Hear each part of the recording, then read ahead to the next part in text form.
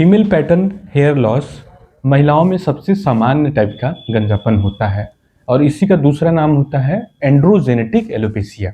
तो इसके इलाज के लिए अभी के समय बहुत सारी दवाइयाँ और ट्रीटमेंट ऑप्शन उपलब्ध हैं, जिनमें से मुख्य रूप से स्पाइरोनोलैक्टोन और फिनास्ट्राइड नाम की गोली यूज की जाती है।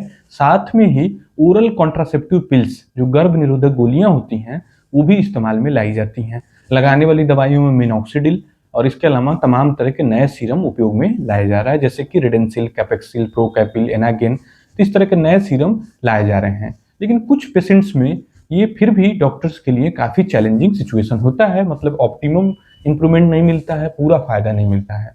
इस वजह से नई नई ट्रीटमेंट मॉडलिटीज लगातार रिसर्च का विषय बनी हुई हैं।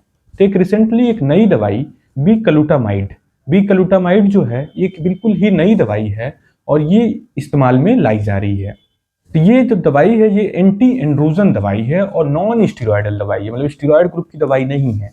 ये दूसरी किस बीमारी में इस्तेमाल होती है, तो ये प्रोस्टेट कैंसर के ट्रीटमेंट में इस्तेमाल की जाती है, लेकिन महिलाओं में ये अब गंजापन के इलाज में उपयोग में लाई जा रही है। तो साधारणतः ये 25 mg से लेकर के 50 mg के डोज में इस्तेमाल की जाती है और प्लस माइनस इसके साथ में दूसरी दवाइयां भी दी जाती हैं, जैसे कि स्पाइरोनोलैक्टोन या फिर मिनॉक्सिडिल। तो इन सब दवाइयों को भी साथ में देने के साथ इसका फायदा देखा गया है। तो इस मेडिसिन को मरीज को लंबे समय तक लेना होता है, लगभग 6 महीने से लेकर के साल भर तक कम से कम ड्यूरेशन।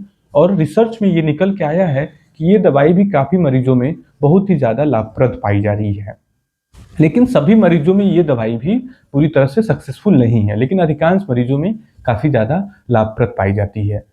रिसेंटली एक रिसर्च पेपर पब्लिश हुआ जिसमें 316 मरीज में इसके साइड इफेक्ट्स को एनालिसिस किया गया था। और जैसे प्रोस्टेट कैंसर की जब बात आ जाती है तो लोग थोड़ा सा और ज़्यादा फियरफुल हो जाते हैं, डर जाते हैं कि कैंसर की मेडिसिन दी जा रही है। तो कोई फियर की बात नहीं है, क्योंकि उसको ठीक करने के लिए दी जा रही है, ना कि कैंसर पैदा करवा रही है आपके शरीर में दवाई।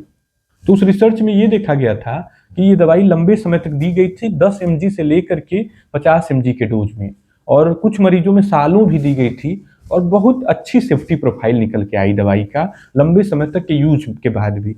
कुछ मरीजों में, बहुत थोड़े मरीजों में जो लीवर का एंजाइम था वो बढ़ा हुआ मिला, जो कि इलाज चलते चलते भी ठीक हो गया।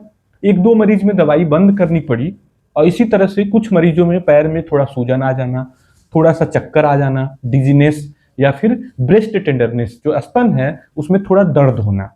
तो इस तरह की प्रॉब्लम कुछ पेशेंट्स में देखने को मिली थी, लेकिन ये प्रॉब्लम कोई सिग्निफिकेंट प्रॉब्लम के तौर पर नहीं देखा गया। मतलब ये देखा गया कि ये छोटी मोटी प्रॉब्लम है जो कि अपने आप सॉल्व हो गई थोड़े दिन में, या फिर कुछ हल्के फुल्के मेडिसिन से ही सॉल्व हो जाती हैं।